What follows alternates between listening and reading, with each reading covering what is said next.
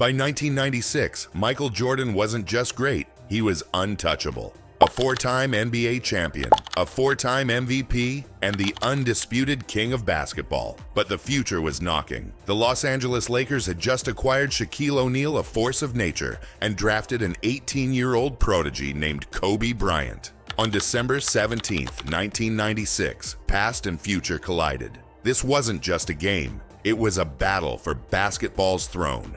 Would the new challengers rise? Or would Jordan show them what greatness really looked like? The answer: some lessons are only learned the hard way. The Bulls walked onto the court with a record of 21 wins, 3 losses, a team that didn't just win games, they dominated. The Lakers, 18 wins, 8 losses, a squad filled with raw potential but lacking the experience to stand toe-to-toe with basketball's greatest dynasty. But there was a problem for Chicago. Their starting center, Luke Longley, was out due to injury.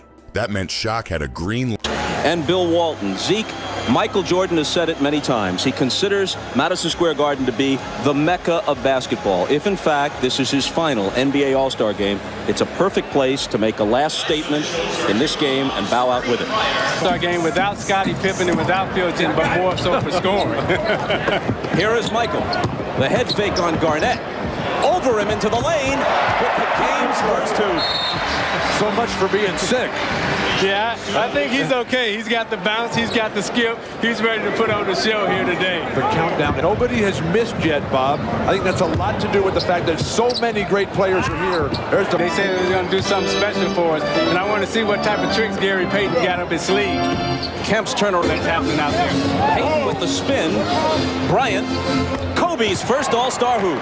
It's amazing, Bob, when you watch Kobe Bryant practice and work on his game. Light to do what he did best, bully his way through the paint. From the opening tip-off, the Lakers wasted no time. Shaq established his presence early, using his brute force, size, and power to score easy buckets. Chicago's defense collapsed. Double teams, triple teams, it didn't matter. Shaq was unstoppable. Meanwhile, on the Bulls' side, Jordan was as lethal as ever. Post-ups, fadeaways, drawing fouls, he was hitting every shot thrown at him.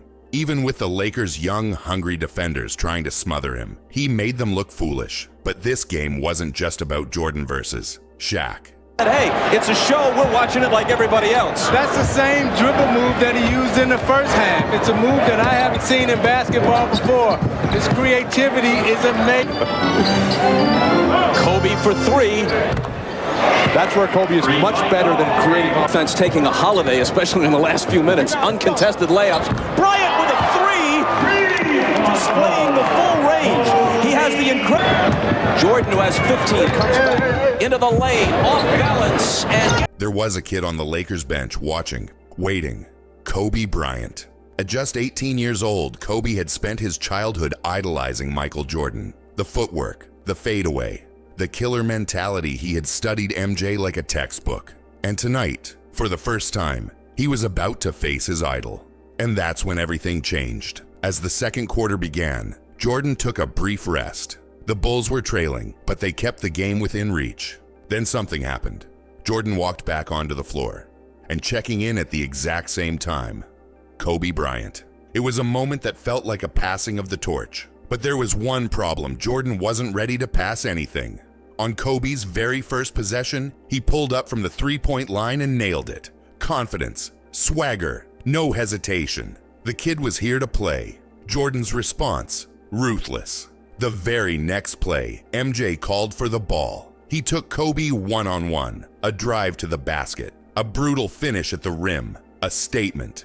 Welcome to the league, kid. For the next few minutes, Kobe battled Jordan shot for shot, but experience was the greatest teacher. MJ's strength, footwork, and mind games were on full display. Every move Kobe tried, Jordan had done it better. By halftime, the Lakers were still in control. Shaq had 23 points, 6 rebounds. Jordan, 20 points. The young guns had the lead, but in basketball, a lead against Michael Jordan means nothing. The third quarter was tough for Chicago. Jordan's shots weren't falling. Shaq kept bulldozing his way inside. The Lakers pushed their lead to as much as 22 points. The crowd, silent. The Bulls looked tired, beaten, ready to fold. But if history has taught us anything, it's that Michael Jordan doesn't lose like that. And he wants the ball. MJ slithers inside Bryant, and a goaltending call on Shaquille O'Neal, but he really Still dribble it out after their own rebound. Bryant puts it behind the back to himself,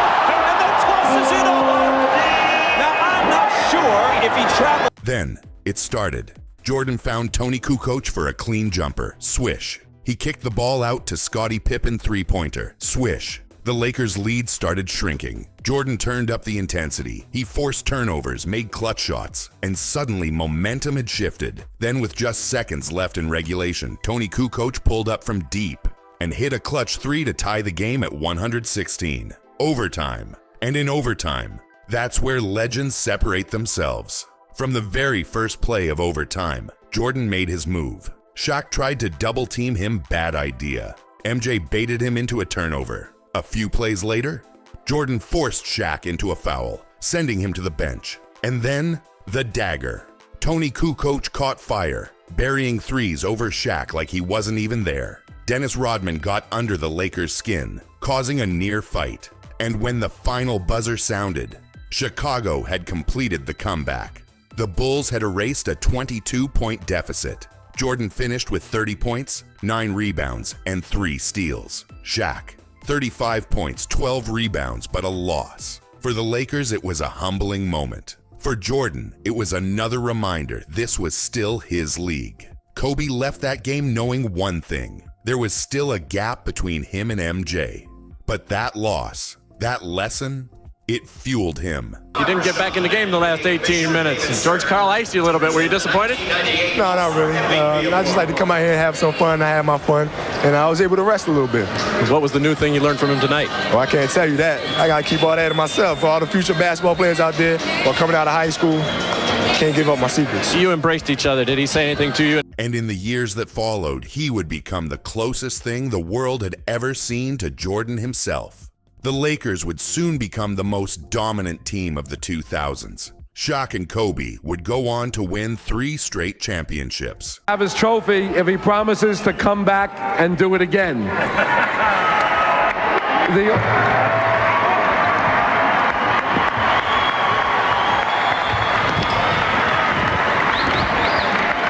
All the fans at home, don't leave. Come on back and play again. Well, I will. I don't have a problem coming back. Honorary, I don't have a problem. All right, congratulations, Michael. All right, let's go over to you, Bob. But on December 17th, 1996, they weren't ready. Michael Jordan wasn't just a player. He was the standard. And that night, he reminded the world why the throne was still his. If you love this story, don't forget to like, comment, and subscribe. What do you think was this MJ's ultimate lesson to the next generation? Let us know below.